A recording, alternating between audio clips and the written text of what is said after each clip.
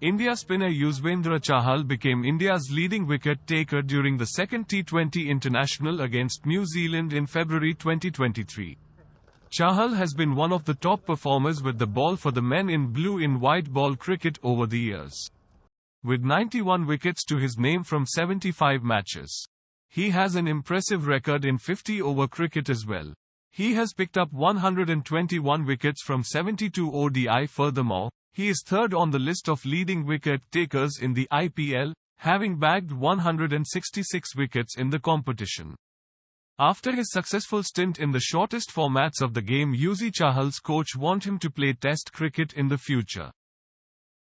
नहीं, मेरे ख्याल से लोड मैनेजमेंट का एक डिसीजन है कि लोड के हिसाब से कि कुछ प्लेयर्स हैं जिनको वनडे या T20 क्रिकेट के लिए रखा हुआ है, कुछ प्लेयर्स हैं जो डेज क्रिकेट टेस्ट क्रिकेट ही खेलते हैं।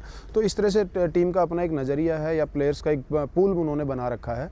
तो और फिर अभी तो जरूरत भी नहीं है, वैसे लेग स्पिनर तो हर टीम में खेल सकता है, तो चहल भी खेल सकता है, लेकिन ऐसा नहीं है कि नहीं खेल सकता या खेलने में कोई बुराई है। पर हाँ, क्योंकि टीम ने क्योंकि जड्डू अपने आप में या अश्विन हो या जैसे आपने तीनों की बात करी, अक्सर वो तीनों ही बहुत अच्छा कर रहे हैं, तो वैसे भी चार तो खेल नहीं सकते, तो तीनों बहुत अच्छा कर रहे हैं। और क्या, और सबसे बड़ी बात है कि तीनों ऑलराउंडर हैं, तो तीनों बैटिंग में बड़ा कंट्रीब्यूट करते हैं और इसी वजह से इंडियन टीम शायद इंडिया में डोमिनेट करती है। नहीं तो इंडिया को जिस तरह के ट्रैक हैं, इंडिया के बैट्समैनों ने भी रन नहीं बनाए हैं, इन्हीं तीनों ने बनाए हैं, अगर पीछे बनाए हैं। तो अगर ये दूसरी टीम पे एडवांटेज होगी, उनके भी 8-9 बैट्समैन ऑलराउंडर 3-4 ऐसे हों, तो वो भी एडवांटेज हो सकता है, जो अभी पिछले मैच में भी हुआ है। नहीं, बहुत बार होती है, और ये तो एक हर क्रिकेटर का मतलब उसका तो हर क्रिकेटर का तो सपना होता ही होता है, और बीइंग ए कोच हमारा भी रहता है कि हमारा प्लेयर टेस्ट क्रिकेट खेले। ये तो एक अल्टीमेट गोल होता है। इंडिया खेलना अपने आप में एक बड़ी बात है, पर टेस्ट क्रिकेट इंडिया के लिए टेस्ट क्रिकेट खेलना वो तो अपने आप में एक अलग ही एक्सपीरियंस है या एक अलग ही अचीवमेंट है। Yuzvendra Chahal is a part of India's 18-member squad for the 50-over series. The first match is set to be played at the Wankhede Stadium in Mumbai on March 17th. The second and third ODI will take place in Visakhapatnam, March 19th, and Chennai, March 22nd, respectively. But his coach has strong views on the kind of pitches being made.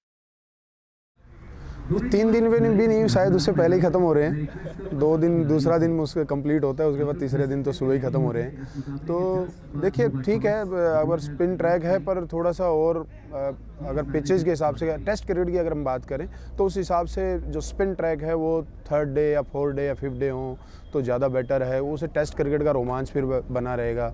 नहीं तो इस तरह से मेरा personally मानना ये है कि इस तरह की पिचेस, चाहे वो इंडिया में हो या फिर अगर ऑस्ट्रेलिया में जाके वो बिल्कुल हरा विकेट दे दें जिस पे बैटिंग करना पॉसिबल ना हो, तो फिर उसका टेस्ट क्रिकेट का वो 4th-5वें दिन का तो रोमांच बिल्कुल ही ख़त्म है। नहीं, देखिए, होम एडवांटेज हर टीम लेती है, लेकिन फिर भी अगर होम एडवांटेज तो ठीक है, वो तो डोमेस्टिक क्रिकेट में भी होता है हमारे यहाँ पे, और इंटरनेशनल में भी तो अब तो हर टीम लेती है, ऐसा नहीं कि इंडिया ले रही है, लेकिन फिर भी थोड़ा सा और ज़्यादा बेटर फेयर विकेट होंगी तो ज़्यादा बेटर रहेगा।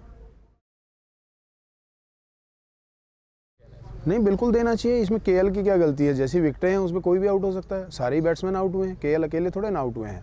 हाँ ठीक है, अगर आप पिछली 6 इनिंग देखें तो एक आध स्कोर, 2 या प्योर बैट्समैन जो खेले हैं उनमें से 1-2 ने तो स्कोर किया है एक आध इनिंग में, अदरवाइज बैट्समैन तो सारे ही आउट हुए हैं। तो इसलिए केएल की उसमें कोई गलती है, हाँ बिल्कुल मौका मिलना चाहिए उनको, लेकिन क्योंकि उनकी रिप्लेसमेंट एक अच्छी बैठी है इसलिए उनके ऊपर प्रेशर ज़्यादा है, क्योंकि सुमित गिल बहुत अच्छा करके आ रहे हैं, तो स्पेशली केएल पे थोड़ा सा प्रेशर ज़्यादा है।